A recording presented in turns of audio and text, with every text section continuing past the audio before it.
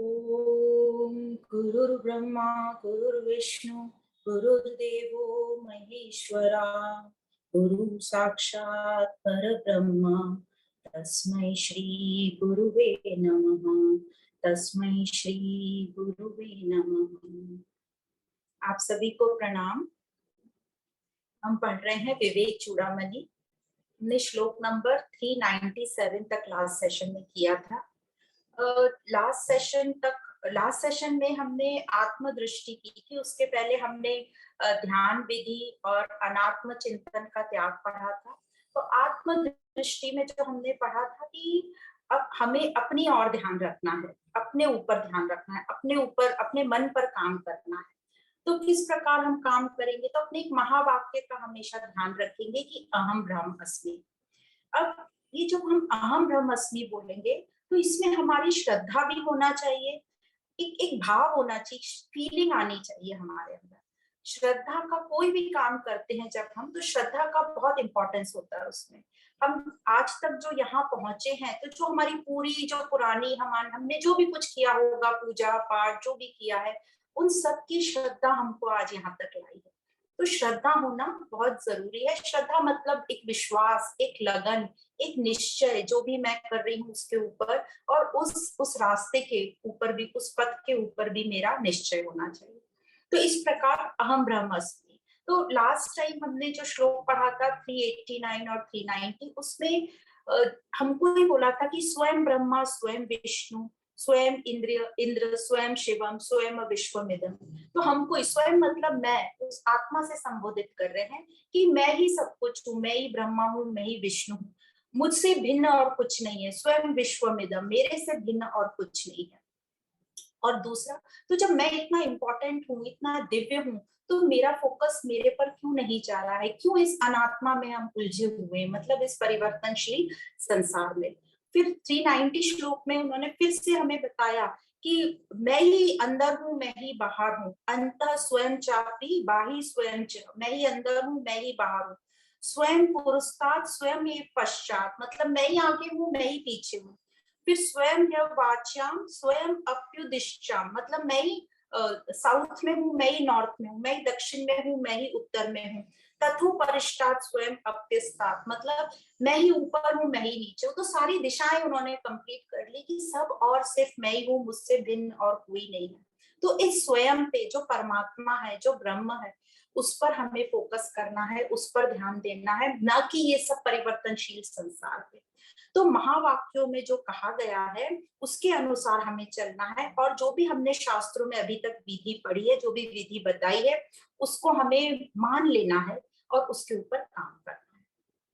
कई लोगों का क्वेश्चन होता है, क्यों मान ले हम? तो फिर मत मानो, दुखी रहो, पर नहीं, हमें तो शांति भी चाहिए, सुख भी चाहिए। चलो कैसे मान ले हम उसको? तो कैसे मान ले का आंसर तो यही है कि जिस प्रकार हमने बाकी सब चीजें मान ली हैं। कैसे? हमसे कहा गया पृथ्वी गोल है, पृथ्वी ऐसे घूमती है, सूर्य और पृथ्वी के बीच में इतना डिस्टेंस है, हमने मान लिया, चलो वो साइंटिफिकली हमें प्रूफ मिला उसका। फिर हम बहुत सारी चीजें ऐसे ही मान लेते हैं, जैसे हमको कोई बहुत कॉम्प्लीमेंट देता है कि आप तो बहुत सेवाधारी हो, आप तो बहुत नम्र स्वभाव के हो, तो हम कितनी जल्दी मान लेते हैं और बहुत खुश होते हैं। कैसे मान लेते हैं फटाफट। उसी प्रकार टीवी में इतनी न्यूज चलती है और हम मान लेते हैं उसको। उसी प्रकार हमें डॉक्टर कोई सलाह देता है, हम उस पर ज्यादा नहीं मानते, पर जो हमारा बाजू वाला, भले ही वो डॉक्टर नहीं हो, वो कुछ हमें नुस्खा बता देगा इजी, हम उस पर विश्वास कर लेते हैं। तो ये विश्वास करना हमारा परम स्वभाव है, तो इनको भी मान लो। और आगे जब हम गूगल की बातें मान लेते हैं, तो फिर ये गुरु महावाक्यों को हम क्यों नहीं मान रहे? इसलिए इसको भी मानो। गुरु हमारा बुरा थोड़ी ना चाहेगा, ये शास्त्र हमारा बुरा नहीं चाहेंगे। तो ये जो महावाक्य आए हैं बहुत इंपॉर्टेंट है, ट्राइड एंड टेस्टेड है, लोगों के, महापुरुषों के अपने अनुभव हैं। तो इस पर हमें अमल करना है और इन महावाक्यों को सत करना है। तो इस प्रकार हम अपनी प्रैक्टिस चालू रखेंगे। तो आज का टॉपिक है प्रपंचवाद। शुरू करने के पहले हम मंगलाचरण बोलेंगे। सर्व वेदांत सिद्धांत गोचरम तम गोचरम गोविंदम परमानंदम सद्गुरुं प्रणतोस्म्यहम्, सद्गुरुं प्रणतोस्म्यहम्। तो आज का जो हमारा टॉपिक है प्रपंचवाद। तो पहले तो समझेंगे ये प्रपंचवाद क्या है, इसका मीनिंग क्या है। प्रपंच मतलब यहाँ क्या कहा गया है, प्रपंच मतलब हम भी अपने डेली लाइफ में ये वर्ड यूज करते हैं, प्रपंच या पंचायत, इस तरीके के शब्द। प्रपंच मतलब ये जो संसार, जो भी हम बातें करते हैं, ये सब संसार की ये प्रपंच है। और बाद बाद मतलब उसको समझ लेना। किसको समझने की बात कर रहे हैं? जो है नहीं पर दिखाई पड़ता है हमको, जिसकी कोई सत्ता नहीं है पर हमें दिखता है, हमें अनुभव भी होता है, तो उसको हमें बात करना है, प्रपंच का। तो जैसे एग्जाम्पल से हम समझेंगे कि हमें कई बार ऐसा लगता है कि हमको तो सब नॉलेज है, सब पता है, हमारा जनरल नॉलेज बहुत अच्छा है, या ये मान लीजिए हम तो बहुत होशियार हैं, हमें सब आता है। पर जब हमारी कोई परीक्षा होती है और हमें पता चलता है उस परीक्षा के नतीजे से कि हमें कुछ नहीं आता, जो हम सोच रहे थे इतना हम होशियार हैं, वो सब हमारा आभास था, हमारा भ्रम था, तो जो था ही नहीं वो हमें लगता था। तो यह जो भ्रम है ये हमारे मन में है, और जो भ्रम हमारे मन में होता है वह हमें बाहर दिखाई देता है। तो दो चीजें हैं, एक तो हमारे मन में एक कोई कल्पना हो गई, वो मन में हुई, अब ये इंद्रियों द्वारा बाहर वही दिखता है। तो भ्रम हुआ मेरे मन में, माइंड में, और जो बाहर दिखाई दिया, इस भ्रम को मेडिकल लैंग्वेज में डिल्यूजन बोलते हैं। तो भ्रम, डिल्यूजन मेरे अंदर हुआ, और जो बाहर मुझे दिखाई पड़ा वो इमेजिनरी, कल्पना से जो बाहर दिखाई दिया उसको बोलते हैं भ्रांति, मिथ्या बोलते हैं, जिसको बोलते हैं इल्यूजन। तो डिल्यूजन और इल्यूजन हुआ, तो डिल्यूजन का रिजल्ट ही इल्यूजन है। इस भ्रम का जो रिजल्ट है, परिणाम है, वो है मिथ्या, जो मुझे बाहर दिखाई देता है। तो बात का मतलब है कि उसकी समझ जो मिथ्या है, जो है नहीं पर मुझे दिखाई देता है, तो इसको हम नष्ट क्यों नहीं कर सकते? इस मिथ्या को नष्ट क्यों नहीं कर सकते? तो नष्ट उसको किया जाता है जो है, ये है ही नहीं पर दिखाई देता है, अनुभव होता है। तो जो चीज है ही नहीं उसको नष्ट कैसे करेंगे? जैसे हमने रस्सी और सांप का एग्जाम्पल पढ़ा, सर्प वहां है ही नहीं तो सर्प को नष्ट कैसे करेंगे? वो तो डिल्यूजन और इल्यूजन, भ्रम और मिथ्या हुआ, तो वो नष्ट नहीं किया जा सकता। तो नष्ट नहीं किया जा सकता तो फिर कैसे करेंगे, कैसे समझेंगे उसको? तो सिर्फ हमको ज्ञान द्वारा उसको समझना है। अब ज्ञान द्वारा भी हम उसको कैसे समझेंगे? उसकी हम ठीक प्रकार से पूछताछ करेंगे, इंक्वायरी करेंगे। अभी कोई भी हमारे सामने समस्या आती है तो हम पूछताछ करते हैं, कोई ट्रेन लेट हो गई या जो भी टाइमिंग है, क्या करते हैं हम? इंक्वायरी करते हैं, पूछताछ करते हैं। तो इस संसार में भी जो कुछ, अभी संसार को छोड़ो, हम अपनी बात कर रहे हैं, तो हमारे साथ जो भी कुछ हो रहा है, हम दुखी हो रहे हैं, सुखी हो रहे हैं, तो क्वेश्चन पूछेंगे हम अपने आप से कि कौन दुखी हो रहा है? क्वेश्चन भी हमारा ठीक होगा तो आंसर ठीक मिलेगा, यदि क्वेश्चन कुछ और होगा तो उसका आंसर भी कुछ और होगा और हम सही रास्ते पे नहीं पहुंचेंगे। तो आज का टॉपिक यही है, प्रपंचवाद। तो शुरू करते हैं, पहला श्लोक है 398। तो इस प्रपंच का बात कैसे किया जा सकता है आज के इसमें बताया जाएगा। तो श्लोक नंबर है 398। स्वात्मन्यारोपिता शेष अभास वस्तु निरासतः स्वमेव परम ब्रह्म पूर्णम अद्वयम् अक्रियम्। स्वात्मनि, स्वात्मनि आरोपित मतलब अपने स्वरूप पर जो भी कुछ अध्यारोपित है, जो भी कुछ सुपर इम्पोज्ड है, अपने स्वरूप के अलावा जो भी कुछ है उसका बात करो, मतलब उसको समझ लो कि वह आभास है, वह सिर्फ सुपर इम्पोजिशन है, वह सिर्फ मिथ्या है, इल्यूजन है। तो इस आभास वस्तु का निरासत, इसी को हमें हटाना है और इसी को समझना है।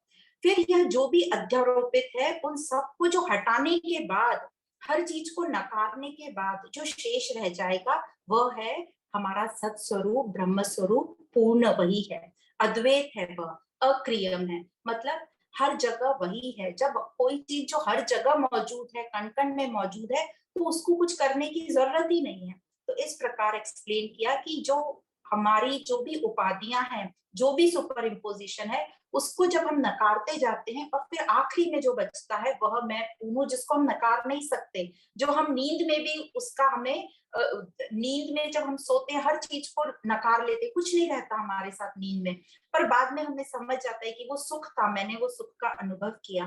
तो जो नींद में भी रहता है हर चीज नकारने के बाद, वही है ब्रह्म, वही है परमात्मा। तो अब इन सब, अब ये अध्यारोपित सुपर इम्पोजिशन क्या है, ये हमारी सब उपाधियां हैं जो भी हम संसार में बनते हैं, देह से लेके जो भी हमारी माँ की, पति की, पत्नी, बहन, सास, जो भी उपाधियां हैं, फिर उसके और उसके ऊपर कि मैं मोटा हूं, मैं पतला हूं, मैं फिट हूं, मैं अनफिट हूं, मैं बीमार हूं, ये सब हमारी उपाधियां हैं। तो इन सब उपाधियों को हटाएंगे कैसे? पूछताछ से। कैसे हटाएंगे? पूछताछ से कि जो भी कुछ हमको हो रहा है, हम जो दुखी सुखी, मेन तो यही प्रॉब्लम होता है कि दुख हो रहा है और सुख हो रहा है, मेन दुखी की हम बात करते हैं। तो हम अपने आप से सही पूछताछ करेंगे। समझो हम दुखी हुए तो हमसे पूछेंगे कि कौन है जो दुखी हो रहा है मेरे अंदर। अब यदि इस क्वेश्चन की जगह हमने ये पूछना शुरू कर दिया, जब हमें ज्ञान नहीं होता, जो अभी तक हम कर रहे हैं, कौन है जो मुझको दुखी कर रहा है, तो आंसर दूसरा होगा कि फलाने फलाने ने मुझे दुख दिया, बेटे ने दुख दिया, हस्बैंड ने, या जो भी XYZ बॉस ने दुख दिया। तो फिर हम ब्लेम गेम शुरू हो जाता है और हम अपने से दूर हो जाते हैं, हम उन पर काम करने लगते हैं कि उनको ठीक हो जाना चाहिए, जो वो कभी ठीक होगा नहीं संसार। तो यहाँ से क्वेश्चन हमारा होगा, कौन है जो दुखी हो रहा है? मैं अपने आप से पूछूंगी, हर कोई अपने आप से पूछेगा, कौन है जो खुश हो रहा है, क्यों खुश हो रहा है, और कौन है जो मेरे अंदर।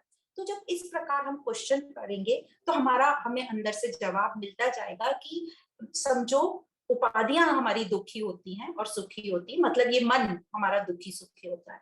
तो कौन दुखी हुआ? एक माँ का मन दुखी हुआ। समझो बच्चों की बात हुई तो माँ का मन दुखी हुआ। समझो पार्टनर की बात हुई तो वो स्पाउस दुखी हुआ। सब सबऑर्डिनेट्स की बात हुई तो उस ऑफिस में जो बॉस है मैं दुखी हुआ। तो इस तरफ से हमें आंसर मिलता है कि ये जो उपाधियां मैंने ले रखी हैं अपने साथ, वह दुखी हो रही हैं। और वो उपाधियां कुछ भी हो सकती हैं, सुखी भी वही हो रहा है और दुखी भी वही हो रहा है, ये सब उपाधियां हैं। तो क्यों ये हम इसको इतना जोर डाल रहे हैं? क्योंकि जब कोई तीसरे को कुछ होता है तब हम दुखी सुखी नहीं होते, क्योंकि उनसे हमारी उपाधियां ही नहीं जुड़ी होती। समझो हमारे ही मोहल्ले में किसी बच्चे को, बच्चा मेरिट में आया, गोल्ड मेडल मिला, हाँ न्यूज मिली, ओके, पर हम उतने खुश और दुखी नहीं हुए। हम नॉर्मल थे, बस न्यूज मिल गई, ओके, जाके गिफ्ट दे दिया, विश कर दिया, उतना। पर जब हमारे साथ बात होती है हमारे बच्चे की या हमारे सगे संबंधी की, तब हम दुखी सुखी होते हैं और उपाधियां हमारे संबंधियों में ही हम लाते हैं। तो इस प्रकार ये उपाधियां ही दुखी सुखी होती हैं, और जहां उपाधियां नहीं होती वहां हम सुखी दुखी नहीं होते। तो यहाँ से पता चलता है कि ये जो अध्यारोपण है, सुपर इम्पोजिशन है, ये हमारे चैतन्य मन की ही अभिव्यक्ति है। अब यह जो परेशान होता है, ये मन ही परेशान होता है, मैं परेशान नहीं होता, ये मेरा मन परेशान होता है। जो हमने पढ़ा है, मन क्या है? 5 कोशों में से एक है, मनोमय कोश। तो ये जो अंतःकरण वाला पूरा हिस्सा है, मन बुद्धि चित्त अहंकार, ये उस मन की बात हो रही है। और ये मैं इन सब 5 कोशों से, इस मन से अलग हूँ, मैं पूर्ण हूँ, मैं ब्रह्म हूँ, मैं निर्गुण हूँ, ये हमको बार बार अपने आप में याद रखना है। एक ही हूँ, वो ब्रह्म एक ही है, पूर्ण है, नित्य है, जिस पर ये सब सुपर इम्पोजिशन, सब अध्यास हो रहा है। तो इन सब से प्रभावित यह जो मैं हूं, ये इन सब उपाधियों से प्रभावित नहीं होता, पर हमने गलती से ये मान रखा है कि मैं ये मन हूं, इसलिए हमको लगता है कि हम सुखी हम दुखी हो रहे हैं। तो इस प्रकार हमको समझता जाएगा कि ये मैं कौन हूं, तो हम अपने आप को मन से अलग करेंगे। तो ये कब होगा? जब हम ये ज्ञान लेंगे और अपने मन पर काम करेंगे। और जब हम अपने मन पर काम करना शुरू करेंगे, जैसे ध्यान विधि बताई थी, ध्यान विधि तक आते आते तब हमारा मन शांत होगा, और फिर हमें समझ में आएगा कि शांत मन में ही जो सुख मिल रहा है वही हमारा सत्स्वरूप है। तो जिस प्रकार हमको जब सत प्रतीत हो रहा होता है, वह उस प्रकार लगता है जैसे हम जब सपने में से उठ जाते हैं तो लगता है कि वो सपना झूठा है। तो उसी प्रकार जब सत की प्रतीति होती है, जब सत का अनुभव होता है, तो ये पूरा संसार हमें झूठा लगने लगता है, जो कुछ हमारे साथ होता है वो सब हमें झूठा लगने लगता है। तो उस जब ये हम अच्छे से इस खेल को समझ जाएंगे, मतलब इस ज्ञान को जब हम अच्छे से समझ के अपने पर काम कर लेंगे, तो ये संसार हमें कैसा लगेगा, या हमारी लाइफस्टाइल कैसी रहेगी? एक खेल की तरह रहेगी कि ये खेल चल रहा है ईश्वर की सृष्टि में, और मैं अपने कर्तव्य का पालन कर रहा हूँ। तो इसको यदि एग्जाम्पल में डाला जाए तो कैसे हम इससे काम समझ सकते हैं? जैसे आपने सबने देखा होगा, हम सबके घर में जब छोटे बच्चे होते हैं, या आपके घर कोई छोटा बच्चा आया अपने माँ बाप के साथ, तो हम उससे मजाक करने लगते हैं, कि हम तुम्हारी मम्मी को रख लें, तो वो रोने लगता है कि नहीं नहीं नहीं, मम्मी के बगैर तो मैं सो नहीं सकूंगा। फिर हम बोलेंगे अच्छा अच्छा पापा को रख लें यहाँ पे, तो वो रोएगा नहीं नहीं नहीं, पापा के बगैर तो मेरे को नींद नहीं आती है। तो अब इसमें क्या हो रहा है, सिर्फ वो बच्चा रो रहा है, तो समझना ये बच्चा हमारा मन है, और जो उसके मम्मी पापा हैं और जो हम हैं, हम सब मजा ले रहे हैं, क्योंकि उस बच्चे को भी समझ नहीं है कि ये जो बोल रहे हैं ये कितना खेल तमाशा है। उसको लग रहा है ये सब सच है, और हम सब जान रहे हैं कि ये सब खेल तमाशा हो रहा है, और हम सिर्फ बच्चे के साथ मजाक कर रहे हैं, मस्करी कर रहे हैं। तो उसी प्रकार हम सबको भी अभी ये जो भी कुछ हो रहा है बाहर, हमें लग रहा है कि ये सब सत्य लग रहा है, क्योंकि अभी हमारा मन जो है वो बच्चे की तरह है, उसको अभी वो ज्ञान नहीं है, वो अभी शांत नहीं हुआ है। पर जब हमें ये ज्ञान हो जाता है, हमारा मन शांत हो जाता है, तो हम उस माँ बाप की तरह हो जाते हैं। हर चीज हमें समझ में आ रहा है कि ये तो खेल तमाशा चल रहा है, और हम उससे प्रभावित नहीं हो रहे। तो इस प्रकार जब हमें इस सत स्वरूप समझ में आ जाता है ज्ञान से, तो हम इस संसार में वो बिल्कुल ड्रामे जैसा इसमें प्ले करते हैं अपना रोल, और उससे प्रभावित नहीं होते। तो इसी अब आगे के श्लोक में बताते हैं क्या कहना चाह रहे हैं। श्लोक नंबर है 399। समाहितायां सति चित्तो हि परात्मनि ब्रह्मणि निर्विकल्पे न दृश्यते कश्चिदयं विकल्पः प्रजल्पमात्रं परिशिष्यते ततः। अब ये कह रहे हैं कि अपने मन को ब्रह्म विचार में लगाओ। जब हमें ये सत्य के पास जाना है, हमें ये दुखी नहीं होना, हमें इस बंधन से छूटना है, तो अपने जो मन को है ब्रह्म विचार में लगाओ। तो पहला शब्द बोला परात्मनि ब्रह्मणि निर्विकल्पे। तो परात्मनि मतलब किसके विचार में लगाओ, परात्मनि। परात्मनि मतलब जो सबसे श्रेष्ठ, जो सुप्रीम है, जो परम है, जो सबसे उच्च और महत्वपूर्ण है। और ब्रह्मणी मतलब संस्कृत में बृहत, ये शब्द बृहत से आया है। बृहत मतलब विशाल, बहुत बड़ा। तो ब्रह्मणी विशालता में अपना मन लगाओ। निर्विकल्पे मतलब जहां हमारे कोई भी विकल्प नहीं हो, कोई भी थॉट्स नहीं आए। तो इस प्रकार जो हमारा फोकस है वो विशालता पर होना चाहिए। अब कैसे हम विशालता में जाएंगे, तो अपने रोज के जीवन में क्या होता है हम वहां से शुरू करते हैं। तो रोज के जीवन में हम संसार में बाहर अनेकों वस्तुएं देखते हैं। अब उसके अनेकों आकार होते हैं, पर जो हमारी देखने वाली दृष्टि है, जो हमारा विजन है, वह एक ही है। उसको कोई फर्क नहीं पड़ता, कोई भी रंग सामने आए, कोई भी शेप आए, वो किसी को नकारती भी नहीं। और जब हमारी आंखें बंद हो जाती हैं, तब वो ये भी नहीं बोलती कि क्यों बंद हो गई, मुझे बाहर नहीं दिख रहा, ऐसा भी कुछ नहीं बोलती है। तो उसको कुछ फर्क नहीं पड़ता बाहर कितनी भी चीजें हो, कितने भी आकार और रंग हो। तो यहाँ सृष्टि दृष्टि जो है हमारी, वो हो गई परमात्मा, वो विशालता में, और जो बाहर की वस्तुएं वो हो गया संसार। अब और आगे चलेंगे। तो जब ये जो हम देख रहे हैं दृष्टि, वो है हमारी इंद्रियां। सभी इंद्रियां इसमें आ गई। अब ये हमारी इंद्रियां 10 हैं, पर जो मन है वो एक ही है। तो मन और विशालता में हम आते जाएंगे, रेफरेंस टू कंटेस्ट बात कर रहे हैं। तो इंद्रियां हो गई संसार, और मन हो गया परमात्मा स्वरूप। अब जो मन है, मन के ऊपर बुद्धि है। मन में भी बहुत है कि मुझे ये पसंद है, ये नहीं, ये अच्छा है, ये बुरा है। पर उसके ऊपर बुद्धि है जो हमें श्रेयस्कर डिसीजन देती है, हमारे मन को इधर उधर भागने से रोकती है। तो अब यहाँ मन हो गया संसार, और बुद्धि हो गई परमात्मा स्वरूप। अब ये जो बुद्धि है, इसमें भी जो चेतनता प्रकाशित होती है, तो उसके बदौलत ये बुद्धि जो है काम करती है। तो यहाँ बुद्धि हो गई संसार, और जो चेतनता हो गई वो हो गया परमात्मा स्वरूप। और ये जो चेतनता है वो परमात्मा का ही प्रकाश है। तो इस प्रकार परमात्मा तक हम आ गए कि मेन है विशालता में परमात्मा, और बाकी उसके नीचे जो भी हमने बात की वो सब हुआ संसार, जो कि चेंजेबल है। तो ये जो चेतना है, इसको जैसे हमने समझा था चिदाभास में, वो परमात्मा की ही अभिव्यक्ति है।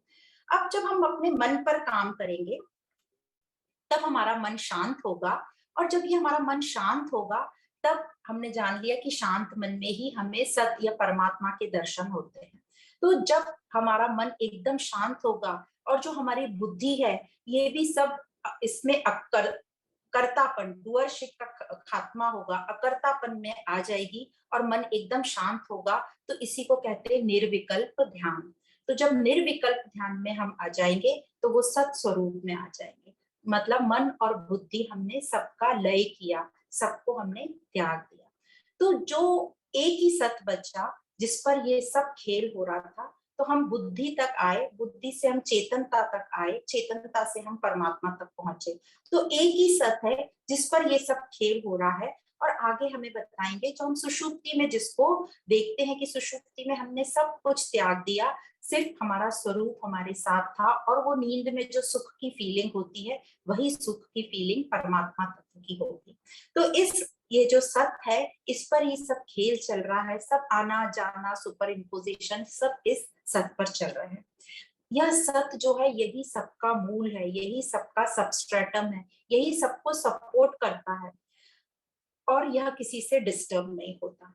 तो इस प्रकार और आगे बताते हैं, नेक्स्ट इसकी लाइन थी, न दृश्यते चिदयम विकल्पः, मतलब इस संसार रूपी प्रपंच में मत फंसो, इसमें मत उलझो, आसक्त होने की प्रैक्टिस, अनासक्त होने की प्रैक्टिस करो। बहुत ज्यादा आसक्त नहीं होना है हमें, और वो कब होगा, जब हम इसको ड्रामा, इस संसार को ड्रामा, एक खेल, एक लीला समझकर इसमें पार्ट लेंगे। क्योंकि संसार में सब होगा, क्या सब होगा, दुख होगा, सुख होगा, हानि लाभ होगी, मतलब प्रॉफिट एंड लॉस होगा, हार और जीत होगी, सब कुछ होगा। जैसे भगवान श्री कृष्ण ने दूसरे अध्याय में बताया था अर्जुन को एक श्लोक में, कि ये संसार में सब होगा, लाभ हानि, पर तू इस सब में बैलेंस करके अपना युद्ध कर। युद्ध कर मतलब इस संसार में, अब हमें, हमारे लिए युद्ध का मतलब है इस संसार में जो एक्टिविटी करनी है बैलेंस होकर हमें करनी है। तो अब जब इतना, फिर हम इस संसार में कैसे रहेंगे, कैसे हम काम करेंगे, मतलब कह रहे हैं इस संसार को तुम सत मान के मत चलो, इसमें चेंजेस होंगे, मतलब इसको ज्यादा इंपॉर्टेंस मत दो, इसको समझ लो कि ये सब चलने वाला है, इसमें सुख दुख, हम इसको खत्म नहीं कर सकते सुख दुख को जो बाहर से, क्योंकि हमने समझ लिया ये मिथ्या है। और जो मिथ्या मतलब जो है ही नहीं और दिखाई दे रहा है, तो जो है ही नहीं उसको हम नष्ट कैसे कर सकते हैं, उसे सिर्फ समझ सकते हैं या मान लेंगे कि ये सब तो होगा ही होगा, जैसे हमने बाकी चीजें मान ली है। तो और उदाहरण देते हैं, जैसे हमने मान लिया है कि जो अग्नि है उसका नेचर क्या है, अग्नि का गर्माहट, जला देना किसी को, जो पानी है उसका नेचर है गीला कर देना, जो बर्फ है उसका नेचर है ठंडक देना।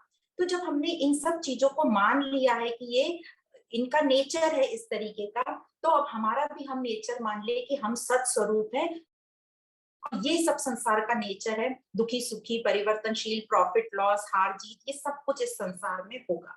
पर जब हमें पता चल गया कि अग्नि जो है ये जला देने का काम करती है, तो हम क्या करेंगे, यदि हम कुछ सब उसमें एहतियात बरतेंगे कि हम उस अग्नि में हाथ नहीं डालें, हम सब ध्यान से चलेंगे।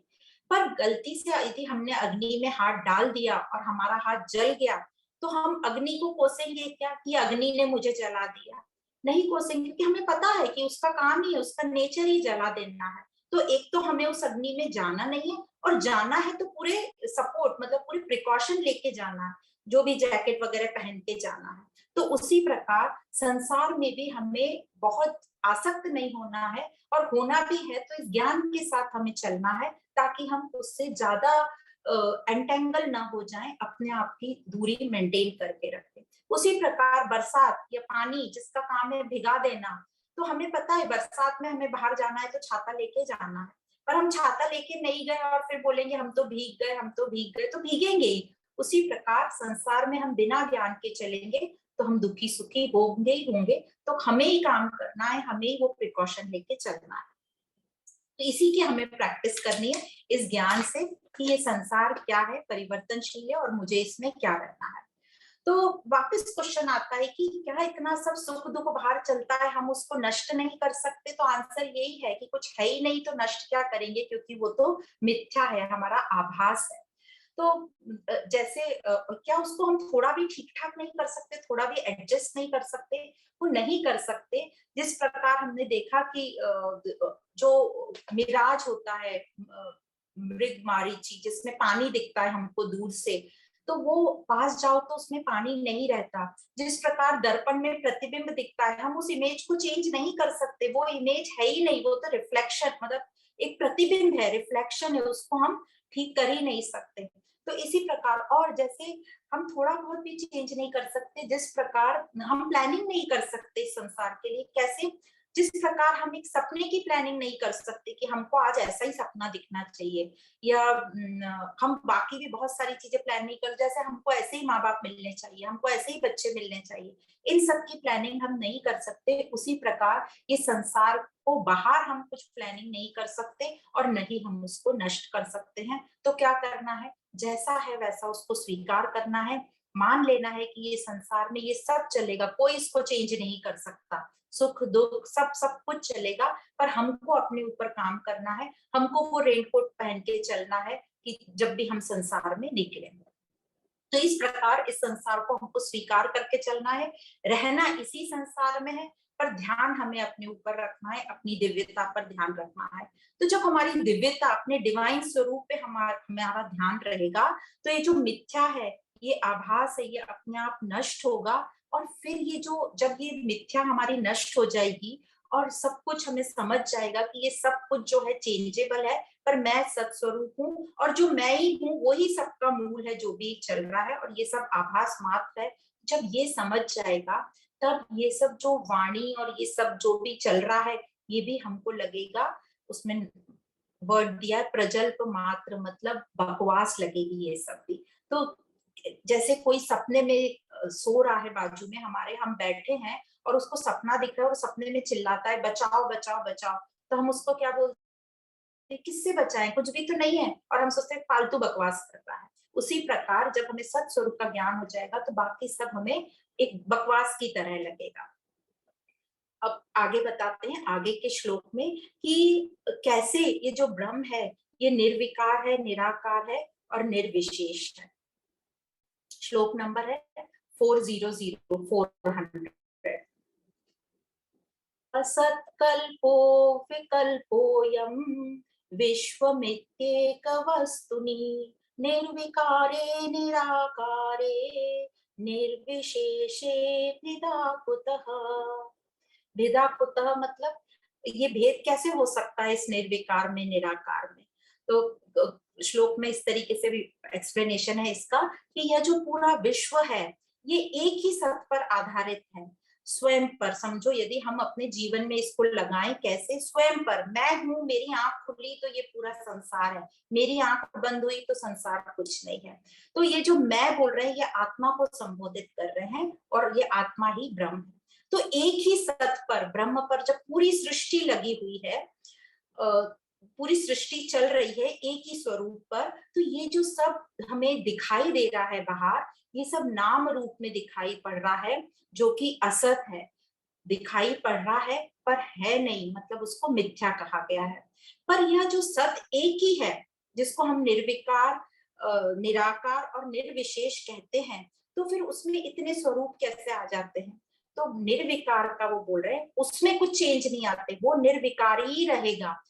आगे एग्जाम्पल से समझाया, निर्विकार का मतलब जिसमें कोई चेंज नहीं होता, चेंज नहीं होगा तो उसमें अशुद्धि भी नहीं आएगी। निराकार मतलब जिसका कोई शेप नहीं है, शेपलेस है, फॉर्मलेस है, और जो फॉर्मलेस है तो वो सबको, जो सभी तत्वों को अपने अंदर समा लेता है।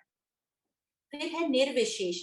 निर्विशेष मतलब उसमें कोई विशेषता नहीं है, मतलब उसके ऊपर अध्यास, सब कलर हो रहे हैं, सब शेप हो रहे हैं, सब साइज हो रहे हैं, पर उस पर उसको कोई फर्क नहीं पड़ रहा। पर हम लोगों को थोड़ा भी हमें कुछ हो जाए तो हमें विशेष फील होता है, पर उसको वो विशेष फील नहीं हो रहा। तो इस प्रकार ये जो तीनों क्वालिटीज हैं, निर्विकार, निराकार और निर्विशेष, ये एक ही सत्य की क्वालिटीज हैं। तो ये जो सत्य एक ही है, निर्विकार, निर्विशेष और निराकार, तो इसमें भेद कैसे हो सकता है, नहीं हो सकता। इसमें इसमें भेद होने की कोई संभावना ही नहीं है, कोई चांस ही नहीं है। तो हमें जो दिख रहा है वो क्या है, हमें जो दिख रहा है वो सब अज्ञान के कारण भ्रम है हमारा, और वही सब जो है मिथ्या हमें दिखाई दे रहा है हमारी अज्ञानता के कारण। तो इस प्रकार इसको समझाते हैं और आगे एग्जाम्पल देते हैं कि कैसे ये निर्विकार निर्विशेष है। जैसे उस पे ही सब सुपर इम्पोजिशन हो रहा है, पर उस पर कोई फर्क नहीं हो रहा, वह प्योर है, बिल्कुल शुद्ध, वैसा की जैसा की तैसा है, ज्यों का त्यों है। तो एग्जाम्पल बोलते हैं, जिस प्रकार पानी में हम कोई भी रंग मिला दें, पानी का कोई रंग नहीं होता, पानी का कोई स्वाद नहीं होता और पानी का कोई शेप नहीं होता, पर इसी पानी में हम जो रंग मिला देंगे वो रंग का वो दिखने लगेगा। पानी को उससे कोई फर्क नहीं पड़ेगा, पानी पानी ही रहेगा, H2O जो है, जो पानी का कंपोजिशन वो वही रहेगा।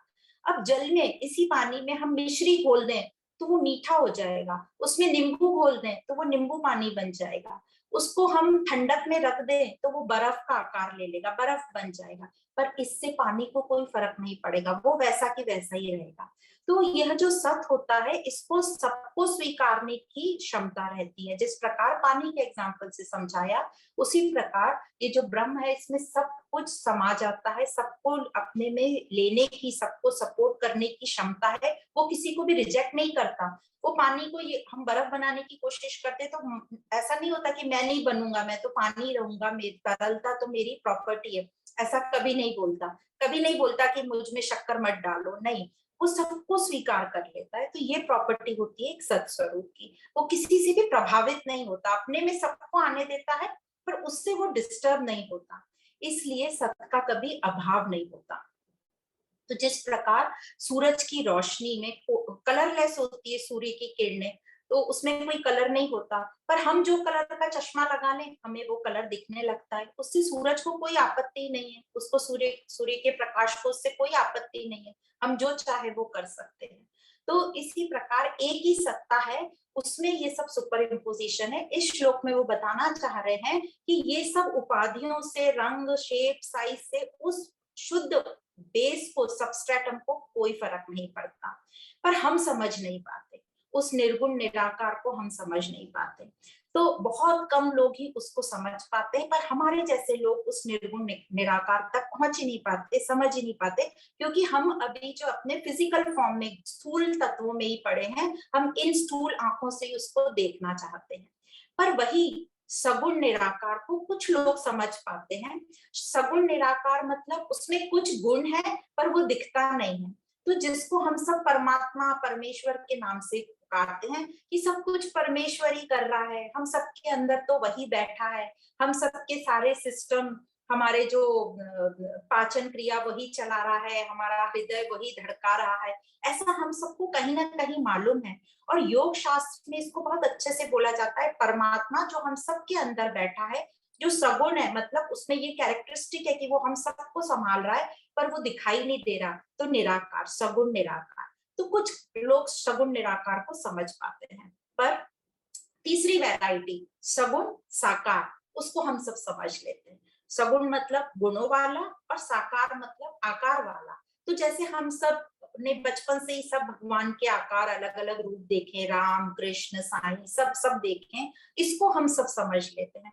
तो ये जो तीसरा है सगुण साकार, ये आम आदमी भी समझ लेता है, पर निर्गुण निराकार तक जानने के लिए हमें अपने पर काम करना पड़ता है, समझना पड़ता है ज्ञान को, तब हमें निर्गुण निराकार समझता है। अब ये तीनों में, सगुण साकार, सगुण निराकार, निराकार, तीनों में एक ही ब्रह्म है, कोई अलग अलग नहीं है, तीनों एक ही है, एक ही सत्य है, और हमेशा रहता है वो सब, पर हमें ज्ञान नहीं है, इसलिए हमें समझ नहीं आता। अब वो यह सत्य जो है, सब कुछ समाप्त होने के बाद भी जो बचता है वो यह सत्य स्वरूप है। जैसे बताया, गहरी नींद में हमको सब कुछ भी नहीं रहता हमारे साथ, ना शरीर रहता है, ना मन रहता है, ना बुद्धि रहती है, सिर्फ एक सत्य ही रह जाता है। तो जो गहरी नींद में रह जाता है, गहरी नींद में जो है वही सत्य है, और जो गहरी नींद में नहीं है वो सब असत है। तो आगे के श्लोक में अभी इसमें थोड़ा और बताते हैं कि और हमारा ये जो मन है, ये मानता ही नहीं है कि ऐसा हो सकता है। हम क्या सोच, हम बोलते हैं कई बार कि हमारे ना होने का, हमारा एग्जिस्टेंस नहीं है, ऐसा कभी नहीं हुआ कि हमें ऐसा भाव आ रहा है कि मैं नहीं हूँ, ऐसा कभी नहीं हुआ। तो यही प्रूफ करता है कि है, एक तत्व है जो हमेशा रहता है।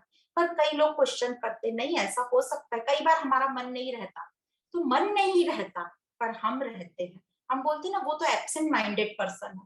तो एब्सेंट माइंडेड मतलब उसका मन नहीं है, ध्यान नहीं है वहां पर वह तो है। तो ऐसा कभी नहीं होता कि मैं नहीं हूं, मैं हमेशा रहता ही हूँ ही, और यही जो हैपन है, होनापन है, जो हमारा एग्जिस्टेंस है, यही सत्य है और बाकी सब जो है मिथ्या है। यही हमको समझना है कि जो कुछ है सब वो है हमारा होनापन, हमारा हैपन, बाकी सब मिथ्या हमको समझ लेना है और अपने पर ध्यान देना है, अपने पर अपनी दृष्टि बना, दृष्टा भाव से अपने संसार को देखना है और साक्षी भाव से अपने पर काम करना है। तो संसार में कैसे चलना है, हमें ऑब्जर्वर बन के, दृष्टा बनकर चलो, जहां भी हमारा रोल आए वहां काम करना है, बाकी हमें अपने स्वरूप में लौटना है।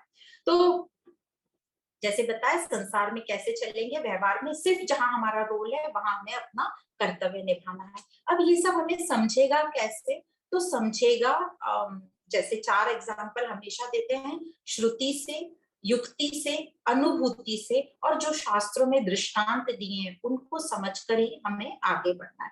श्रुति मतलब शास्त्रों में जो महावाक्य दिए हैं, युक्ति मतलब लॉजिकली जो हमें काम करना है वो, और अनुभूति से मतलब अपने अनुभव से। तो इस ज्ञान से हमें धीरे धीरे छोटे छोटे अनुभव लेने हैं और उसके हिसाब से हमें चलना है। और जो छोटे छोटे दृष्टांत बताते हैं, हर हर शास्त्रों में कुछ दृष्टांत बहुत फेमस है, जैसे इसमें समुद्र और लहर का बताया जाता है, ये नींद का बताया जा रहा है, सपने का बताया जा रहा है, और सबसे इंपॉर्टेंट है रस्सी और सर्प का। तो इन सब दृष्टांत को हम याद रखें और अपनी लाइफ में इसको अप्लाई करते रहें। तो कैसे अप्लाई करना है हमें, अब हमें थोड़ा थोड़ा पता चल गया है कि हमें आसक्ति रहित होना है, आसक्त नहीं होना है, और किसी भी चीज को हमें पूरा कट भी नहीं कर देना है, क्योंकि जिस चीज को हम कट कर देते हैं उसको अपना नहीं मानते, उससे हम द्वेष भाव करते हैं। और तो 2 चीजें हुई, हमें किसी भी चीज को बहुत पास भी नहीं रखना है और बहुत दूर भी नहीं रखना है। मतलब संसार में हमें संसार से एकदम उलझना भी नहीं है, पर संसार से भागना भी नहीं, संसार छोड़ के कहीं भागना भी नहीं है। जैसे एग्जाम्पल बताते हैं, किसी भी चीज को हम बहुत पास से देखें, जैसे हम टीवी स्क्रीन को बहुत पास से देखते हैं तो हमें साफ साफ नहीं दिखाई देता, पर हम बहुत दूर से देखते हैं तो भी हमें कुछ नहीं समझ में आता। मतलब एक प्रॉपर बीच की कोई डिस्टेंस चाहिए जिससे हम उसको ठीक प्रकार से देख पाए। तो मेरे और संसार के बीच में एक प्रॉपर डिस्टेंस होना चाहिए। अब डिस्टेंस का मतलब अभी सब हम लोग अच्छे से समझ गए लास्ट 1 ईयर में कि डिस्टेंसिंग क्या होता है, कि उतना डिस्टेंस हो जिससे मुझे इन्फेक्शन नहीं। तो इसी चीज को हमें यहाँ लागू करना है, संसार और मेरे बीच में इतना डिस्टेंस हो कि मैं डिस्टर्ब नहीं हूं, मैं उसमें उलझ नहीं जाऊं। और ये कब होगा, जब हम अच्छे से समझ जाएंगे इस शास्त्रों में जो भी कुछ कहा गया है। तो फिर से श्री कृष्ण भगवान ने जो कहा है, 2nd चैप्टर में 38 नंबर के श्लोक में आता है, जो हम बात कर रहे थे अभी, सुख दुख समे कृत्वा लाभो लाभे जया जयो। मतलब ये सब तो होगा अर्जुन, ये संसार है, इधर सब कुछ होगा, हम इसको बाहर चेंज नहीं कर सकते, पर तुम्हारे मन को स्थिर करो, तुम्हारे मन को बैलेंस करो, सम रहो, मतलब बैलेंस में रहो, और फिर अपने युद्ध को करो तो पाप नहीं लगेगा। मतलब सम मन को अपन स्टेबल करके जब संसार में अपना काम करेंगे, पाप नहीं लगेगा, मतलब हमें दुख नहीं लगेगा, हम उसमें उलझेंगे ही नहीं तो दुख नहीं लगेगा। और उलझ भी गए तो हमें पता है कि ये सब ड्रामा है, किसी कारणवश मैं यहाँ उलझ गया हूँ, पर मुझे मन के अंदर कुछ टच नहीं कर रहा है, मैं दुखी नहीं होऊंगा।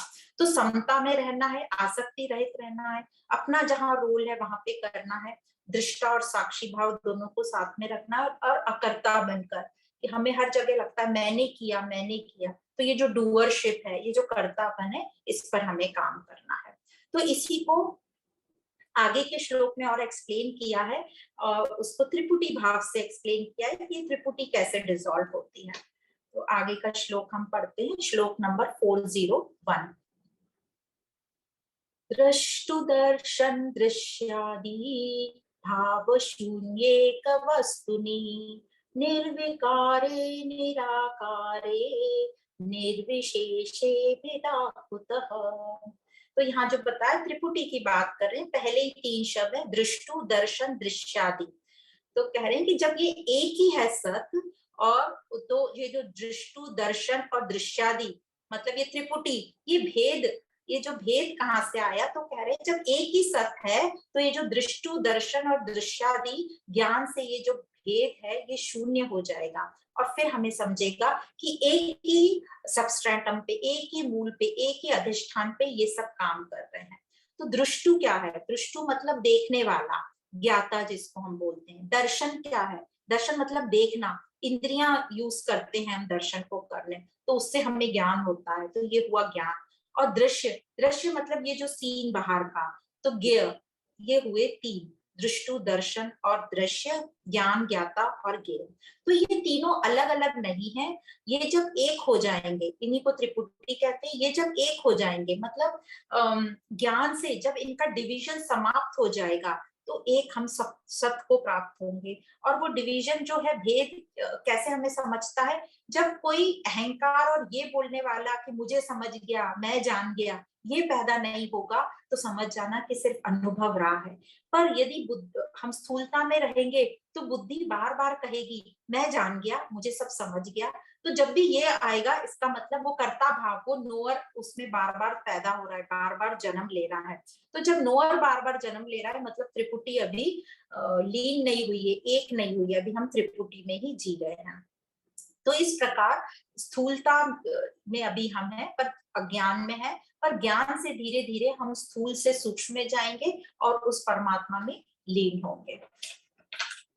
हाँ, ये जो त्रिपुटी है, तीन लेवल पे होती है। तो एक तो बताया इंद्रियों के लेवल पे, इंद्रियों से जो हम पूरा विषय देखते हैं, तो एक हो गया शरीर के लेवल पे, मतलब इंद्रियों से। दूसरा हमारे मन के लेवल पे, अनुभव जो हम एक्सपीरियंस करते हैं, तो मन के लेवल पे। और तीसरा हो गया बुद्धि के लेवल पे, जो हमें अनुभव हुआ उसके लिए हमें अहंकार आता है कि मुझे हुआ, मुझे हुआ। विज्ञान में कोश में है ना, आई बॉर्न होता है अहंकार। तो इस प्रकार ये जो त्रिपुटी तीन लेवल पे चलती है। पर एग्जाम्पल अब बता रहे हैं यहाँ पे, जो गहरी नींद होती है, गहरी नींद में जो है ये सब टेम्परली सस्पेंड हो जाते हैं। गहरी नींद में हमारा मन, हमारी इंद्रियां सब जो है निष्क्रिय हो जाती है कुछ टाइम के लिए। तो नींद में हमें एक सुख का अनुभव होता है। और पर वो सुख का अनुभव हमें कब होता है, जब हम उठते हैं उसके बाद। तो इसीलिए जो नींद के सुख को कंपेयर कर रहे हैं, पर नींद का सुख जो है उसको समाधि क्यों नहीं बोल रहे हैं, क्योंकि नींद के टाइम जब हमें वो सुख हो रहा था, तब हम जागृत अवस्था में नहीं थे। तो यही सुख जब जागृत अवस्था में होता है, तो इसको कहते हैं ध्यान समाधि। पर अभी जब हम ध्यान में बैठते हैं, तो हमारा मन इधर उधर भागता है, इधर उधर चलता रहता है। तो इसी मन को हमें शांत करना है, इसी मन को हमें ज्ञान देना है। और धीरे धीरे अपनी ध्यान विधि से इस मन को हम शांत करेंगे, तब हमारा जो ध्यान है एक सत पर टिकेगा। और हमें समझेगा ये जो भी सब चल रहा है, ये एक सत मूल स्वरूप पे चल रहा है। जागृत, स्वप्न, सुषुप्ति या ज्ञान, ज्ञाता, ज्ञेय, जो भी त्रिपुटी त्रिपुटी है, ये सब एक ही पे चल रहा है, ये सब मिथ्या है। पर सत इसका जो है मूल स्वरूप, सबस्ट्रेटम एक ही है, और वह है निर्विकार, निराकार, निर्विशेष, यही है। तो यही आगे के श्लोक में बताया है कि ये जो ब्रह्म है, इसमें विभाजन नहीं हो सकता, भेद होने की इसमें कोई संभावना ही नहीं है। तो आगे का श्लोक, तो ये जो नींद का एग्जाम्पल बताया, ये हमें सिर्फ बताया कि कैसे त्रिपुटी जो है जब जागृत इंसान में कैसे लीन हो जाती है। तो वो हमें नींद का एग्जाम्पल देके बताया कि टेम्परली हमारी त्रिपुटी नींद में कैसे तीनों हम इंद्रियां, मन और बुद्धि तीनों हमारे थोड़ी देर के लिए सस्पेंड हो जाते हैं, तो हमें कैसा फील होता है बाद में, वो सुख के अनुभव की उन्होंने बात बताई। अब आगे का श्लोक है, श्लोक नंबर 402। कल्पार्णव इव अत्यंत परिपूर्णेक वस्तुनि, निर्विकारे निराकारे निर्विशेषे भेदाकुतः। जब एक ही सत है, तो उसमें विभाजन का कोई चांस ही नहीं है। ये बार बार हमें एक्सप्लेन कर रहे हैं, क्योंकि हमारे मन में बहुत सारे क्वेश्चन आते हैं, इसलिए ये चीज बार बार रिपीट की जा रही है। तो जो लास्ट लाइन हर श्लोक में आ रही है, निर्विकारे निराकारे निर्विशेषे, जब ये तीन है, इसमें तीन क्वालिटी है, तो इसमें भेद कहाँ से हो सकता है, भेद होने की कोई संभावना ही नहीं है। तो इस श्लोक का यदि हम शब्दार्थ मीनिंग पढ़ें, कल पार्णव इवा अत्यंत, मतलब जब हम सुनते हैं ना कि प्रलय होगा इस सृष्टि का, तो बाद में जो पूरी पृथ्वी है सब पानी में डूब जाएगी और चारों तरफ जल ही जल रह जाएगा, ये थ्योरी हम सब ने पढ़ी है। तो ये बोल रहे हैं कि जब प्रलय आएगा, तो प्रलय के बाद सब और पानी पानी रह जाएगा। तो क्या उसमें कुछ भेद रहेगा, सब और पानी ही पानी हो जाएगा, तो उसमें कुछ भेद रहेगा? कि यह समुद्र का पानी है, ये नदी का पानी है, ये कुएं का पानी है, या मेरे घर के नल का पानी है। नहीं, उसमें कोई भेद नहीं रह जाएगा, क्योंकि सब और पानी ही पानी है। तो इसी प्रकार ये ब्रह्म जो सब और है, ये सत जो सब और है, तो इसमें भेद कैसे हो सकता है, ये समझाने की कोशिश कर रहे हैं। फिर एग्जाम्पल देते हैं, जिस प्रकार आकाश है, सब और एक ही आकाश है, तो क्या इस आकाश में भेद हो सकता है, स्पेस में भेद हो सकता है कि आप बोलो कि ये मेरे मणिपुर का आकाश है, मैं बोलूं मेरा मुंबई का आकाश है? ऐसा नहीं होता, आकाश एक ही है। तो इस प्रकार वो बताना चाह रहे हैं कि जो विशालता है उसमें, ये जो सत स्वरूप है उसमें भेद हो ही नहीं सकता। जिस प्रकार प्रलय के बाद पानी से एग्जाम्पल दिया और आकाश से हमने कंपेयर किया, तो यह जो सत है, सत स्वरूप, यही है सच्चित आनंद परमात्मा, जो अनंत है, जो अव्यय है, जिसको कभी कोई नष्ट नहीं कर सकता, किया जा सकता भी नहीं। वो हमेशा ज्यों का त्यों रहता है। और वही सत मैं हूँ, अहम ब्रह्मास्मि। जागृत, स्वप्न, सुषुप्ति, तीनों का मूल, तुर्या स्थिति, सब मैं ही हूँ। तो यही सत जो है, यही नित्य है, यही अनंत है। अनंत में इनफाइनाइट, यही। तो जो इनफाइनाइट होता है उसमें से कुछ घटा नहीं सकते और ना ही उसमें कुछ जोड़ सकते हैं। तो यदि फिर से एग्जाम्पल की से समझें, तो जो समंदर है इतना विशाल है, उसमें आप 2 लोटा पानी भी डालोगे तो कुछ फर्क नहीं पड़ेगा, 2 निकालोगे तो भी कुछ फर्क नहीं पड़ेगा। न तो उसमें कुछ जोड़ा जा सकता है, न कुछ घटाया जा सकता है। आकाश का एग्जाम्पल, इस आकाश तत्व में क्या हम कुछ जोड़ सकते हैं या कुछ निकाल सकते हैं? कुछ नहीं कर सकते, हम कर ही नहीं सकते, उसमें कोई चांस ही नहीं है करना। उसी प्रकार ये परमात्मा ब्रह्म है, जिसमें से कुछ जोड़ा या घटाया नहीं जा सकता। वो एज इट इज है, निर्विकार है, निर्विशेष है और निराकार है। इसीलिए सभी शेप्स को, सभी फॉर्म्स को वो सपोर्ट कर सकता है। तो जिस प्रकार हमारी जब जागते हैं हम, सपना देखते हुए जब जागते हैं, सपने के बाद तो क्या होता है, हमारा सपना जागृत स्थिति में लय हो जाता है। तो उसी प्रकार जो संत महात्मा होते हैं, जो इस ज्ञान से जो जागरूक हो गए हैं, उनमें ये त्रिपुटी ऐसे ही लय हो जाती है। उनको ये जो लय हो जाती है त्रिपुटी, तो उसको कहते हैं वस्तु विषय रहित जागृतता। मतलब उसमें उनको न तो कोई वस्तु है, न कोई वस्तु देखने वाला है, सिर्फ जागरूकता अकेली रह गई, सिर्फ अनुभव अकेला रह गया। तो यही सिर्फ यह जो जो भी कुछ पॉसिबल है, ये जागरूकता आने में, ये सिर्फ ज्ञान से ही पॉसिबल होगा। अब कैसे ज्ञान से यह पॉसिबल होगा, यह आगे के श्लोक में बताया है, श्लोक नंबर 403। तेजसी तमो यत्र प्रलीनं भ्रांति कारणम् अद्वितीये परे तत्वे निर्विशेषे भेदा कुतः। तो कह रहे हैं तेज सीव तमो यत्र, मतलब जिस प्रकार प्रकाश से अंधकार समाप्त हो जाता है। तो ऐसी किताबों में पोएटिक लैंग्वेज में लिखते हैं कि जिस प्रकार प्रकाश अंधकार को निगल लेता है, तो जिस प्रकार प्रकाश अंधकार को निगल लेता है, उसी प्रकार ब्रह्म ज्ञान से सभी भ्रांतियां, सभी जो हमें भ्रम थे, वो जड़ से, रूट से समाप्त होते हैं, जड़ से उनका खात्मा हो जाता है। तो ब्रह्म ज्ञान से जो हमें हमें जो मिथ्या है कि मैं देह हूं, मैं जीव हूं, मैं ऐसा हूं, वो सब कुछ समाप्त होता है। ये सब देह भाव, जीव भाव समाप्त होता है और हम सत स्वरूप को प्राप्त होते हैं। और ये जो परम सत्य है, इसमें भेद विभाजन होने की कोई भी संभावना नहीं है। तो जैसे बोला, अद्वितीय परे अद्वितीय परे तत्वे निर्विशेषे भिन्ना खुदा, भिन्नता उसमें हो ही नहीं सकती। तो जिस प्रकार एक ही व्यक्ति है, उसकी अलग अलग उपाधियां होती हैं, तो एक ही व्यक्ति की अलग अलग उपाधियां होती हैं, तो क्या उपाधियों के साथ वो विभाजित हो गया व्यक्ति? नहीं नहीं, वो व्यक्ति विभाजित नहीं हुआ, वो व्यक्ति एक ही है, एक ही रहता है। उसी प्रकार ये जो ब्रह्म है, ये एक ही है। और वही ब्रह्म जो है हमें दिखाई देता है 3 डिविजन्स में। ईश्वर जब माया का साथ लेता है, ईश्वर। फिर जगत, जब वो नाम रूप में आ जाता है तो जगत। और तीसरा जीव, जब वो 5 कोशों में आ जाता है। तो एक ही है ब्रह्म, जो हमें जिसे हम जगत, जीव और ईश्वर के नाम से बोलते हैं। वो निर्विशेष है, तो उसमें कोई भेद रह ही नहीं सकता। पर ये सब कंडीशनिंग के कारण है, जो हमें ईश्वर, जगत और जीव जैसा दिखता है। तो अज्ञानता के कारण हमें लगता है कि हम सबकी आत्मा अलग अलग है, आत्मा यहाँ जाती है, आत्मा वहां जाती है। पर जिनके ज्ञान चक्षु खुल गए हो, मतलब जिनको ज्ञान ये अच्छे से समझ में आ गया हो, उसे समझ गया, क्या समझ गया कि ब्रह्म सत्य जगत मिथ्या, जीवो ब्रह्मे ना परः। तो वो इसको अच्छे से समझ गया कि ब्रह्म और जीव में कोई भिन्नता नहीं है, कोई भेद नहीं है। और जब जगत ये मिथ्या हो जाता है, मतलब हमें मिथ्या जो है उसको हमने असत कर दिया, समझ गया कि ये अनरियल है, ये मिथ्या है, कि मेरे भ्रम के कारण ही मुझे दिखाई दे रहा है, तो हमारे सारे भेद मिट जाते हैं, आसक्ति मिट जाती है हमारी। तो कैसा अनुभव होगा जब हमारे सारे भेद मिट जाएंगे, हमें आसक्ति नहीं रहेगी। तो यही आगे के श्लोक में एक्सप्लेन किया है कि हमें कैसा अनुभव होगा जब कोई आसक्ति नहीं रहेगी, कोई भेद नहीं रहेगा। तो हमें भी लगता है ना क्यूरियोसिटी की, उन महात्माओं को कैसा फील होता होगा जो ज्ञानी है। तो आगे के श्लोक में ये बताया है, श्लोक नंबर 404।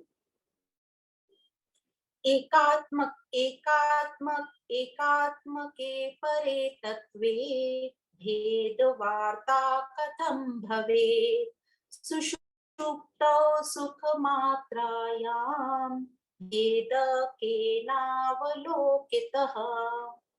तो ये जो एक ही है, तो उसमें दूसरे की बात कैसे आ सकती, जो परम है, जो नित्य है, जो एक ही है, उसमें दूसरे की बात तो हो ही नहीं सकती, दूसरा उसमें दिख ही कैसे सकता है। तो एग्जाम्पल दिया है, जिस प्रकार गहरी नींद में, सुषुप्ति अवस्था मतलब गहरी नींद, तो उसमें हमें सिर्फ सुख का अनुभव होता है, वहां पर न ही हमारा शरीर रहता है, ना मन बुद्धि रहता है। तो सारे ये भेद जो मन हमारे भेद कराता है, ये सब मिट जाते हैं, और वो सिर्फ एक सुख का अनुभव होता है, और वही सुख जो है वही एक सत्य, एक ही चीज रह जाती है।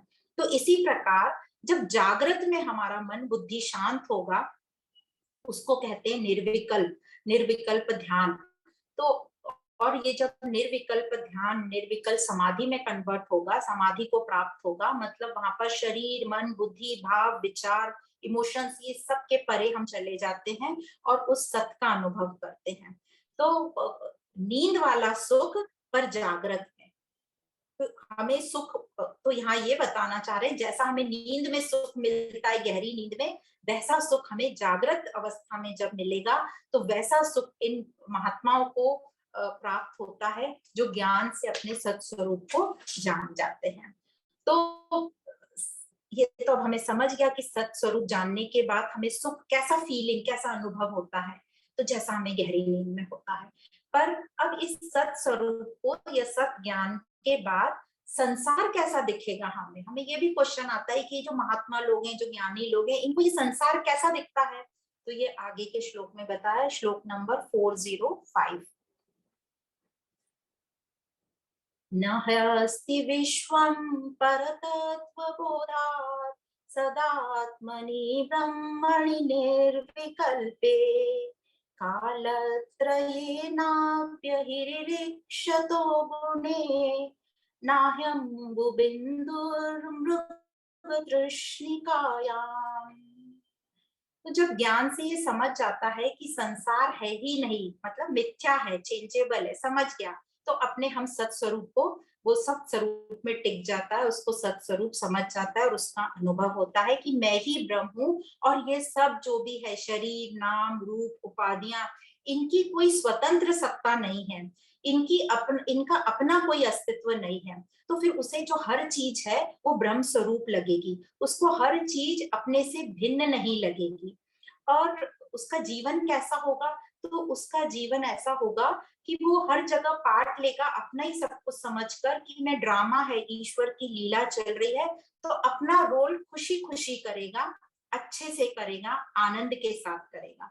तो कैसे अच्छे से करेगा, मतलब क्या, वो कैसे करेगा अच्छे से, तो अच्छे से करेगा मतलब अपने स्वरूप पर ध्यान रखेगा, और यह वो ध्यान रखेगा कि कोई भी परिस्थिति, कोई भी सिचुएशन मुझे डिस्टर्ब नहीं कर सकती। दूसरा, प्रेजेंट में रहेगा, वो हर पल जिएगा, वो कि वो फ्यूचर में बिल्कुल नहीं जाएगा, और पास्ट में तो रहेगा ही नहीं, बिल्कुल प्रेजेंट में रहेगा।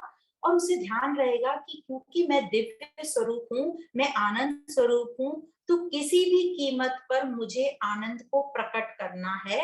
कोई भी किसी भी कारण मैं जो है दुखी नहीं हो सकता, मैं अपने मन को अशांत नहीं कर सकता। तो उसका जो है अपने मन पर दृढ़ निश्चय के साथ काम होगा कि कोई भी कंडीशन में मेरा मन अशांत नहीं होना चाहिए, कोई भी परिस्थिति में, और अपने को प्रेजेंट में रखेगा और इस संसार में एक एक ड्रामा जैसे वो काम करेगा। जैसे कोई भी एक्टर जो भी है ड्रामा करता है, फिल्म करता है, तो वो अपने रोल से आसक्त नहीं होता, वो उसको प्ले करता है और जब उसका वो रोल खत्म हो जाता है तो वो अपने नॉर्मल स्वरूप में आ जाता है। पर वो रोल बहुत अच्छे से निभाता है क्योंकि उसको वो प्रेजेंट में रहता है, वो ध्यान रखता है अपने रोल के ऊपर और अपने आप पे भी कि मैं कुली का रोल कर रहा हूँ पर ये तो रोल है, पर मैं हूं तो अमिताभ बच्चन। ये फाइन लाइन हमें ध्यान रखनी होगी। तो यही है आध्यात्मिक अभ्यास कि हमें शरीर में रहते हुए शरीर के द्वारा ही कार्य करना है, पर उसमें आसक्त नहीं होना है। तो जो महात्मा होते हैं वो अपने स्वरूप में टिके रहते हैं, जैसे एक्टर का एग्जाम्पल दिया, उन्हें याद रहता है कि मैं कौन हूँ। तो न तो वो द्वैत में रहते हैं, द्वैत मतलब उन्हें कोई दूसरा अपने से भिन्न नहीं देखते किसी को, और न ही द्वंद में रहते हैं। द्वंद मतलब मैं ये करूं कि वो करूं, कंफ्यूजन में नहीं रहते, उनका फिक्स दृढ़ निश्चय वाले होते हैं। और ऐसी स्थिति का अनुभव को ही कहा गया है यहाँ स्वात्मनि। स्वात्मनि मतलब जहां संसार है ही नहीं उसके लिए, सिर्फ एक ही है ब्रह्म, वो हर जगह जो है ब्रह्म स्वरूप ही देखता है। जैसे एक बार हमने वो रस्सी पर लाइट जलाकर देख लिया तो फिर हमें सर्प कभी नहीं दिखेगा, सिर्फ रस्सी ही रस्सी दिखेगी। मतलब भिन्नता हमें कभी नहीं दिखेगी, हर जगह सिर्फ ब्रह्म ही दिखेगा। जैसे यहाँ पे सिर्फ रस्सी दिखी तो वो ब्रह्म जो है वही सब जगह दिखेगा। तो आगे इसी एग्जाम्पल को आगे एक्सप्लेन किया, यह जो ब्रह्म था पहले भी था, अभी भी है, बाद में भी रहेगा, कलात्रय मतलब हमेशा रहेगा वो। तो एग्जाम्पल फिर से सर्प और रस्सी का बताते हैं कि जब हमने रस्सी की जगह सर्प देखा तब भी वो रस्सी ही थी, और जब हम उसकी खोजबीन करने लगे कि ये सर्प है या क्या है तब भी वो रस्सी ही थी, और जब हमने लाइट शुरू करके देख लिया कि वो रस्सी है तब भी वो रस्सी ही थी। मतलब हर समय वो तीनों काल में वो रस्सी ही थी, पर हमें अंधकार के कारण वो रस्सी सर्प दिख रही थी। तो उसी प्रकार अज्ञानता के कारण हमको ये सब संसार बदलता हुआ सुख दुख लगते हैं, पर है सब ब्रह्म ही। तो जिस प्रकार हम देखते हैं कि मिराज में मतलब वो मारीचिका में पानी कहीं भी एक बूंद नहीं होता, पर हमें दूर से प्रतीत होता है कि पानी है, पानी है। तो हम मनुष्य, हमें पता है कि वो मिराज है, उसमें पानी नहीं है, पर जानवरों को, एनिमल्स को वो बुद्धि नहीं रहती, तो वो भागते हुए वहां जाते हैं और फिर कई बार उनके एक्सीडेंट हो जाता है उसमें। तो ये सब क्यों दिखाई पड़ता है? कंडीशनिंग के कारण, हमारी कॉन्शियसनेस पे सब कंडीशनिंग हो गई है, इसके कारण दिखाई देता है। नहीं तो रस्सी कभी सर्प थी ही नहीं, मिराज में कभी एक बूंद पानी था ही नहीं, पर हमें दिख रहा था माया के कारण, माया शक्ति के कारण। तो आगे का जो श्लोक है उसमें ये माया शक्ति एक्सप्लेन करी है, और सिर्फ बताया है कि ये सब माया शक्ति के कारण है, पर है तो सिर्फ एक ही सत्ता ब्रह्म स्वरूप। ये जो नाम रूप सब है ये माया के कारण है। तो आगे का श्लोक पढ़ेंगे, श्लोक नंबर 406। माया मात्रमिदं द्वैतम् अद्वैतं परमार्थतः इति ब्रूते श्रुति साक्षात् सुषुप्ताव अनुभूयते। तो यह ये बताना चाह रहे हैं कि सब ये जो दिखाई हमें देख रहा है, दिखाई दे रहा है, अनेकता जो नाम रूप दिखाई दे रही है वो माया के कारण ही दिखाई दे रही है, परमात्मा तो एक ही है। अब माया हमने समझ रखी, माया क्या है? परमात्मा की शक्ति। अब ये जो परमात्मा की शक्ति, तो हम बोलते हैं माया को, माया हम टोटल समष्टि लेवल पे उसी को माया कहते हैं, और व्यष्टि लेवल पर यही माया कहाँ है? मेरे मन में, मेरे अंतःकरण में बसी हुई है, जो हमारा हमें सारा खेल खिलाती रहती है, पर परमात्मा तो एक ही है। तो श्रुति जैसे बोला, श्रुति साक्षात, तो साक्षात ये उपनिषदों में, शास्त्रों में ये साफ साफ कहा गया है कि ये जो अनुभव हम गहरी नींद में करते हैं, सुषुप्ति में करते हैं, गहरी नींद में, जहां हमारा ये संसार मतलब शरीर नहीं होता, इंद्रियां नहीं होती, बाहर का तो संसार होता ही नहीं, सिर्फ परमात्मा ही होता है, वही सत्य है।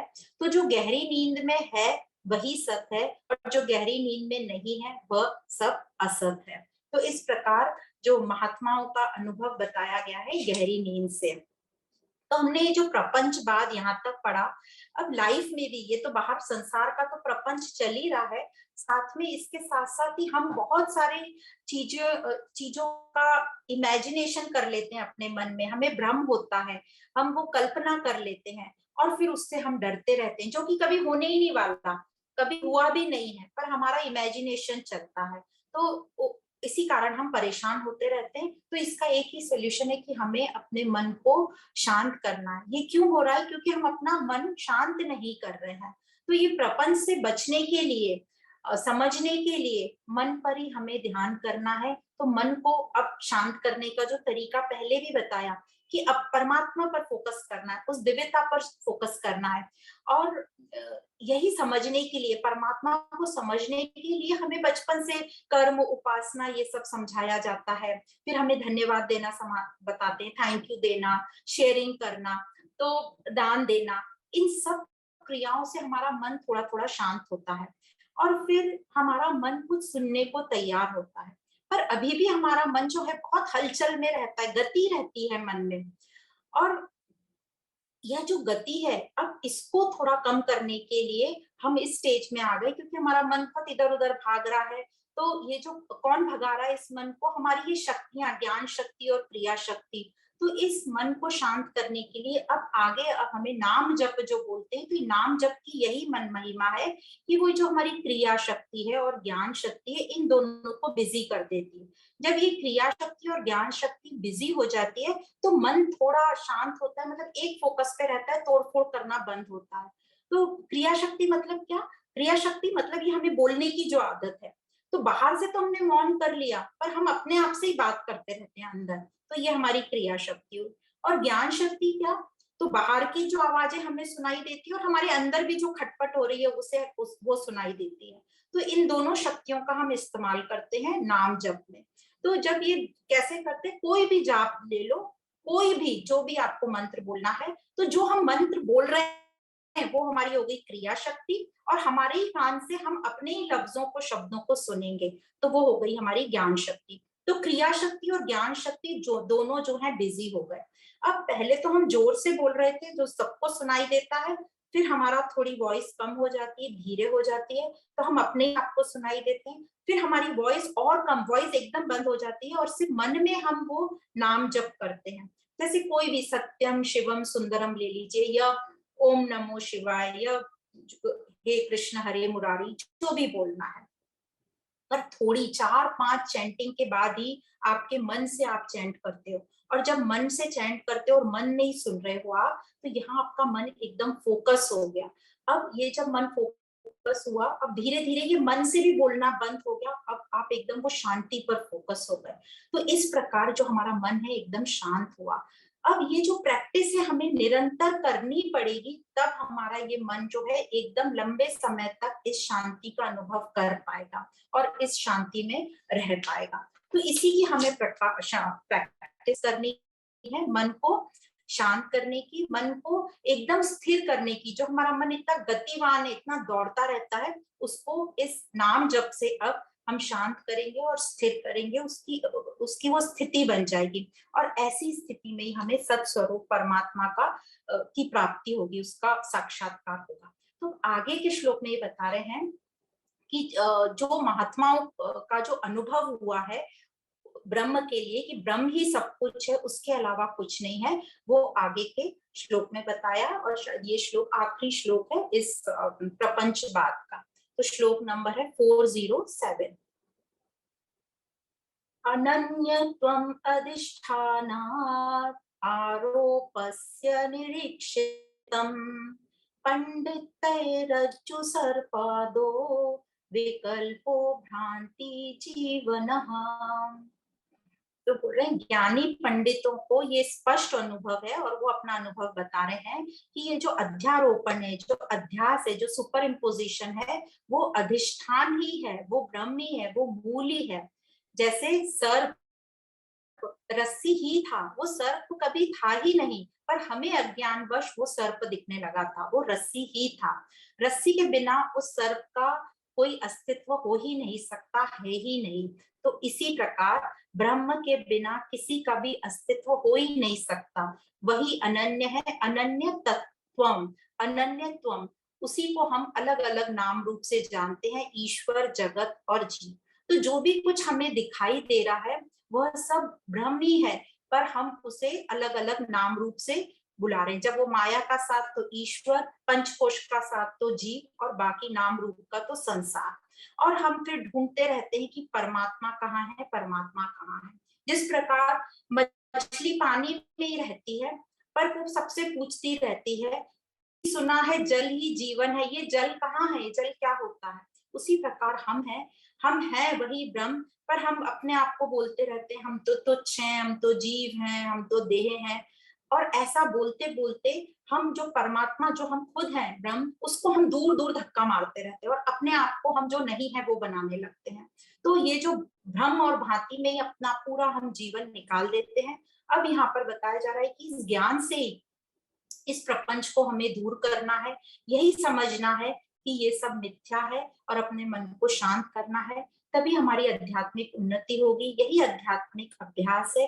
और इस आध्यात्मिक अभ्यास का जो हमें निरंतरता रखनी है, नित्यता रखनी है, वो आत्म विचार से ही संभव होगी। तो आगे हम पढ़ेंगे आत्म विचार नेक्स्ट सेशन में। तो आज हमने पढ़ा प्रपंचवाद। प्रपंच मतलब ये जो भी कुछ संसार है वह, और बाद मतलब जो है नहीं पर हमें दिखाई देता है, तो उसकी समझ कि ये है नहीं पर मुझे दिखाई दे रहा है। तो आखिरी में ये जैसे सर्प और रस्सी का ही हमें एग्जाम्पल याद रखना है कि सर्प कभी था ही नहीं, वो हमेशा से रस्सी ही थी, पर अंधकार के कारण, मेरे अज्ञान के कारण वो वो सर्प दिखा, और मेरी अज्ञानता के कारण ये संसार में हम सुखी दुखी और हो रहे हैं और उन सब से आसक्त हो रहे हैं, उसमें अनटेंगल्ड हो रहे हैं। तो आज के लिए यहाँ तक, अब यहाँ हम विराम देते हैं। आप सभी को बहुत बहुत धन्यवाद। ओम पूर्णमद पूर्णमिदं पूर्णात् पूर्णमुदच्यते पूर्णस्य पूर्णमादाय पूर्णमेवावशिष्यते। ओम शांति शांति शांति।